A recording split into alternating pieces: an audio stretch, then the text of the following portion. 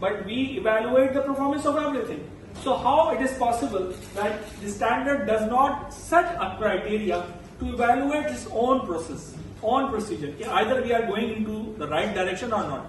वो जो पैसे हम खर्च कर रहे हैं, वो जो रिसोर्सेज हम यूटिलाइज कर रहे हैं, वो जो टाइम एफर्ट हम यूटिलाइज कर रहे हैं, उसका आउटकम क्या है और कैसे पता चलेगा कि are we going towards the right position. So these are the criteria. Number 1, monitoring, measurement, analysis and evaluation. Number 2, evaluation of compliance. Number 3, internal audit. And number 4, management review. These are the criteria. The standard खुद कह रहा है कि आपने मेरी performance को evaluate कैसे करना है. यानी अगर कहीं इंसिडेंट एक्सीडेंट नहीं हो रहा तो हमारी परफॉर्मेंस तो यार इंसिडेंट तो हुआ नहीं तो फिर क्या फायदा है एचएससी पे पैसे लगाने.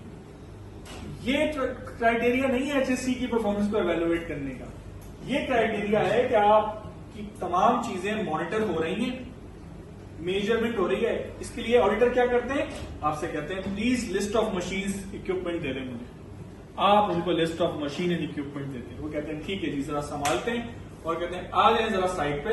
और फिर वो रैंडमली मशीन्स पे हाथ रखते हैं और बोलते हैं जरा इसको बताएं इसमें कहां है, इसकी आप मुझे टेस्टिंग दिखा दें, इसकी मुझे कैलिब्रेशन दिखा दें, इसकी मुझे मेंटेनेंस प्लान दिखा दें, ताकि ये पता चल सके कि हमारी परफॉर्मेंस सही डायरेक्शन में है या नहीं है. ऑर्गेनाइजेशन में इस पर्टिकुलर क्लॉज को फुलफिल करने के लिए प्रिवेंटिव मेंटेनेंस प्लान को इवेल्युएट किया जा रहा होता है. ये एविडेंस है. प्रिवेंटिव मेंटेनेंस प्लान, जैसे सर्दी से हम फौरन गर्मी की तरफ अचानक ही चले गए, बट ये ट्रांजिशन के दौरानिए में हम क्या करते हैं, वीकेंड आएगा तो जरा एसी की सर्विस करा लेते हैं, अब इस्तेमाल होना शुरू हो जाएगा. तो that is preventive maintenance plan कि हमने रिस्क बेस्ड थिंकिंग को सामने रखते हुए कर लिया. लेकिन ये बिहेवियर हमारा दूसरे अप्लायंसेस के साथ नहीं होता. हम कहते हैं फैन चल रहा है, जबरदस्त फैन चल रहा है, 10 साल से चल रहा है. अरे भाई वो 10 साल से 9 साल से वो आपको खून पी रहा है. वो 9 साल से जो रिक्वायर्ड एम्पियर है उससे ज्यादा यूटिलाइज कर रहा है. आप एक फ्रिज के पैसे दे रहे हो एक पंखे की यूटिलाइजेशन में. क्यों? क्योंकि आपने उसको मेंटेन, क्योंकि उससे वो उसकी परफॉर्मेंस वो चल हवा दे रहा है ना, तो आप उसको चेक करवाएं.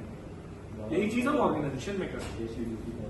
ठीक है, फ्रिज में थर्मोस्टेट काम नहीं कर रहा. सॉरी, घर की मिसालें दे रहा हूं, थोड़ा ज्यादा रिलेट करेंगे. थर्मोस्टेट काम नहीं कर रहा, बिल ज्यादा आ रहा है. कहां से आ रहा है? इसलिए आ रहा है कि आपका जो फ्रिज है वो जरूरत से ज्यादा पावर यूटिलाइज कर रहा है, वो रिसोर्स भी यूटिलाइज कर रहा है. जिसे मैं हमेशा अपने घर वालों को